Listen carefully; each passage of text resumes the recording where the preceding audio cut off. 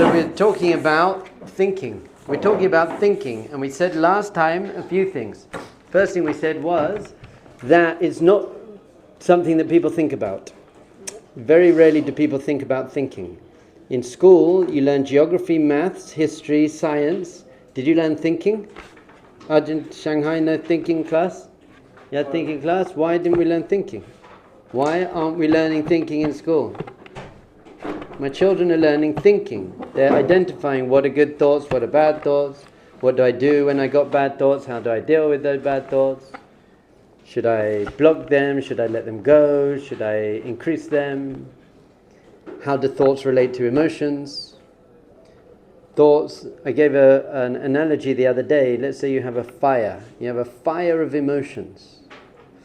Thoughts are like putting wood on the fire. They just keep the fire going. So if you have anger, if you feel angry, but then you keep thinking about what that person said to you to make you angry, you're just feeding the anger, and it's not fair. So the thoughts feed the fire of the emotion. You stop thinking about the emotion and just experience the emotion, feel the fire, then it gradually dies down because you're not feeding it. But if you have a positive emotion, it's the same. So if you feel grateful for something, or if you feel some kind of godly moment of spirituality, then thought also helps that. So start thinking about that. Think as much as you can about all the good things. Pile on the wood on that fire. But you've got to understand, emotions are fire, thoughts are wood. How are you going to deal with the fire and the wood together? So we've got to learn how to think. We want to be good thinkers. Thinking clearly, thinking strongly. And I actually spoke in Efrat yesterday. First time I went there. It's a great place. And then at Havdalah, do you know what we do on Havdalah? We have wine, and then we smell spices, and then we look at the candle, and then we say Hamavdil, a prayer separating between light and dark and all the things. So if you think about it, it's going up your face. Wine, mouth. Spices, nose. Candle, eyes. Hamavdil, separation, is in your mind. And then if you think about it a bit deeper, how close does something have to be for you to taste it? Very close. It's got to be on your tongue, basically. How close does something have to be for you to smell it? Depends on the wind. Less close. Depends on the wind, but less close. How about to see it? Even less close. Far. You can smell things from far away. You can see things. You can see to the end of the desert. And what about thinking? So it's going up and up. It's got to be close, not so close, further. Your thoughts can expand in the whole universe, can expand beyond the universe. But most people don't get that. He also says that most people, what do they think about? Potatoes. So that's how we put it in those days. That's what they had. I just think about potatoes. So we expanded that to you think about your car and your body and your schnitzels. But he's saying the same thing, where the large percentage of your thoughts, you're thinking about potatoes. How often are you thinking about Hashem? How often you think about immense spirituality? Now there are higher thoughts than potatoes, like my personal growth and Gomorrah and mitzvahs. Those are high, but they're still more refined potatoes. There's something beyond all of that, which is spirituality. To think about spiritual things. And we said there are two modes. There's one thing called machshava. Machshava means thought. Thoughts are made up of words. Thoughts are made up of words. I like that, I don't like that, I want to go there tomorrow, what do people think of me? Thoughts are words. That's why we said babies can't think, because they don't have language. They just experience. Imagination, dimyon, is not words, it's pictures, images. That's what it is. And then we also have a type of dimyon, which is emotion. We can imagine that through emotion. But last week we said, what's more powerful, machshava or dimyon? What's more powerful, thoughts or images?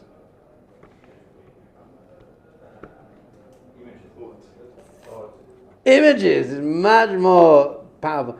Imagine you read an article about something that happened. or you saw a video of it happening. Clearly the visual image of something is much more powerful even for your emotions. Your thoughts create your emotions, even more so images create your emotions.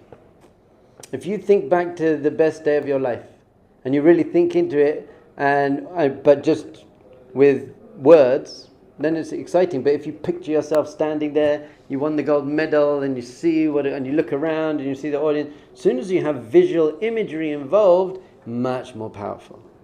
That arouses emotion much, much greater. There's someone you love, and you read a letter from them, you feel nice. But then you look at a picture of them, wow, love that. So we have to use that. We have to use our power of imagination, and he says most people are just very cut off from that because they're thinking about potatoes. It's like saying to someone, they're just confused. They're like, I don't get it. I don't have any idea what you're talking about. There's only potatoes. So then he gives a mashal, an analogy. You have a beggar, and he's got 5 children, and to feed his children he has to go round and beg. So he goes around the whole town and he begs enough food. And one day he had a dream that he became the king. He was now the king. And he woke up in a panic. And he was very stressed, and and his wife said to him, like, what's wrong? He goes, I had this terrible dream that I became the king. And she's like, well, what's so bad about that? And he says, well, if I have to beg so much just to feed our 5 children, if I'm the king, how am I going to beg to feed the whole army and the whole nation? And I'm going to have to go around, even if I go around the whole world, I'll never get enough money. Because he's still thinking like a poor man. You can be a king thinking like a poor man. So this is what he says. You are Bnei Nevi'im. You are the sons of prophets. We think big things. We think spiritual things. But you're like, no, I can't even imagine what that would be like.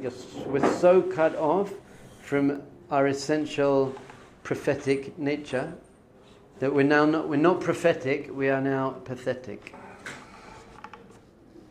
The first thing you have to remember is you are amazing. You are pure consciousness. That's what you are.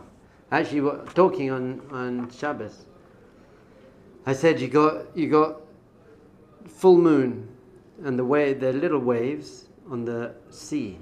And you look at the waves and they all have like a sparkle of moonlight on the waves. So there's like 1,000,000 little sparkles of moonlight. And then you could imagine that those sparkles of moonlight, they look at each other. Oh, I'm bigger than you. I'm closer to the beach than you. I'm further from the beach. And it's like, hold on. You have no independent existence here, actually.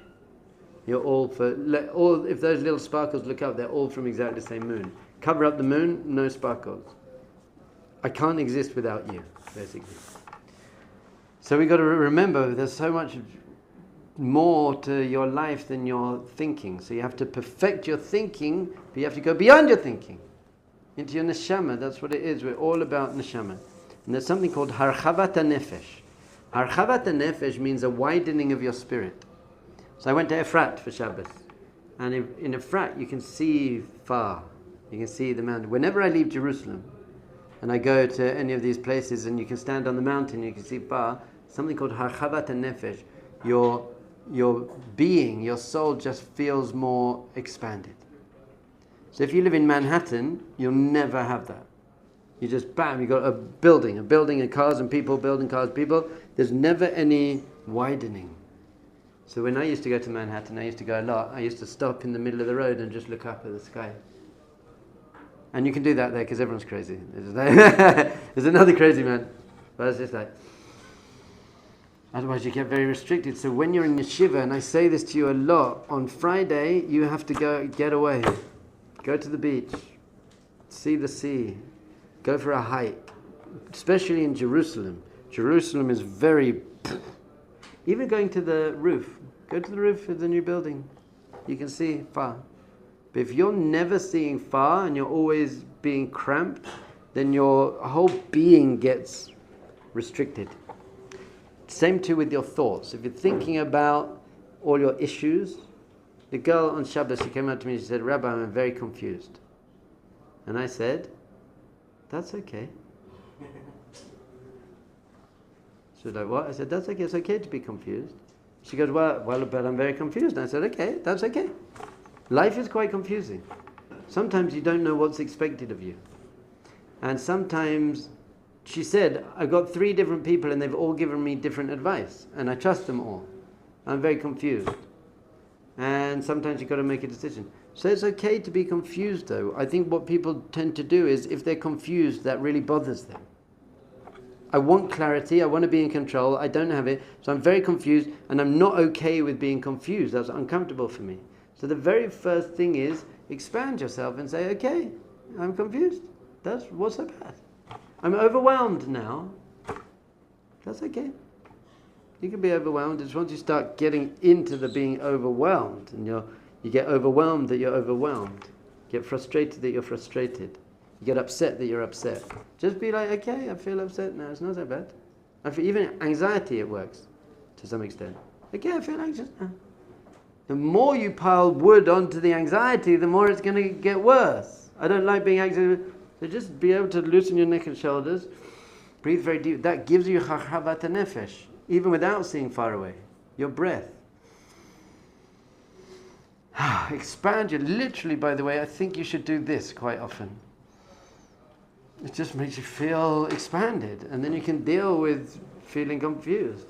And so feel confused, and by the way, once you manage to expand, you can deal with your confusion better, because then you can say, okay, now let's just think from a calmer place, a more expanded place. Well, what should I do? She said, I got 3 different people telling me different things. I said, it's very easy, just ask me. Forget what everyone else says. I'll tell you. And she goes, I'll be even more confused. I said, okay. Can't help you then. So fine. So we've got to expand ourselves. So don't be a beggar dreaming to be a king and not panicking because you're going to have to beg for all the food for the army. We got to flip. Stop thinking like a beggar. You're thinking very, very small.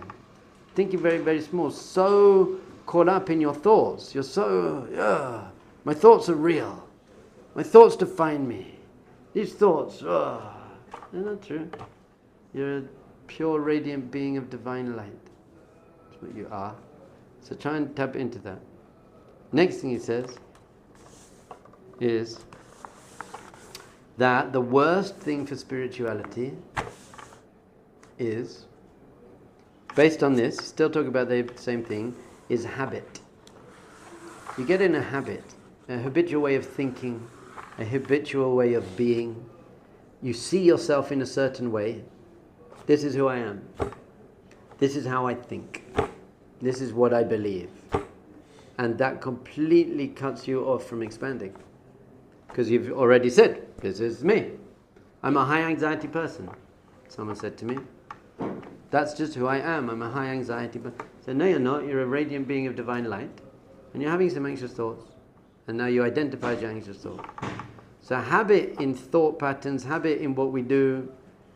When I did that, I had to do the driving thing. I got a ticket, whatever. 2-day test, and I came. The first day, everyone sat in a certain place. Second day, everyone sat in the same place. I didn't.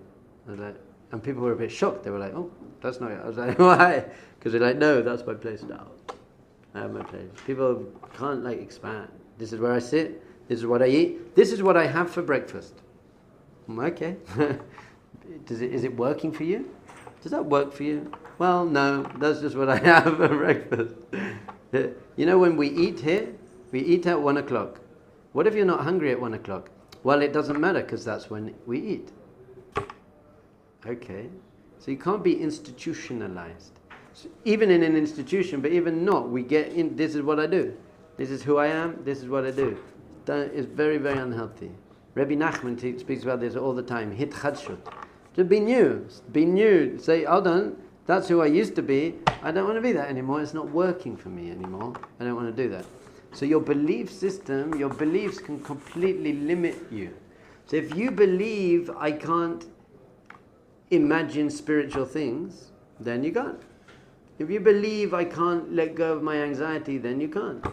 Your belief basically forms your experience. So if you believe it enough, have you heard of Roger Bannister? Roger Bannister went to my school he was the first person to run the 4-minute mile, under 4 minutes. So it was a widely held belief that you cannot run a mile in less than 4 minutes. Everyone knew, impossible to run the mile in less than 4 minutes. And everyone was doing it 4 minutes, 5 seconds. It cannot be done. Then Roger Bannister, I've forgotten when, 1950s, I want to say, he broke the 4-minute mile. It was an amazing... there's a film. I forgot what the film's called. Anyway, so he broke the 4-minute mile. 3 minutes, 59 seconds and 60 or something like that. Within 6 months, 5 other people did it as well. Because what had he done? He hadn't only broken the 4-minute mile, he broke the belief that you can't run the mile in less than 4 minutes. So once people didn't believe it anymore, then people said, okay, I'll do it too. So you're doing it all the time. You're doing it all the time. You're so limited by your beliefs. You have these limiting beliefs about yourself and about life and about the world. And this is just what life is.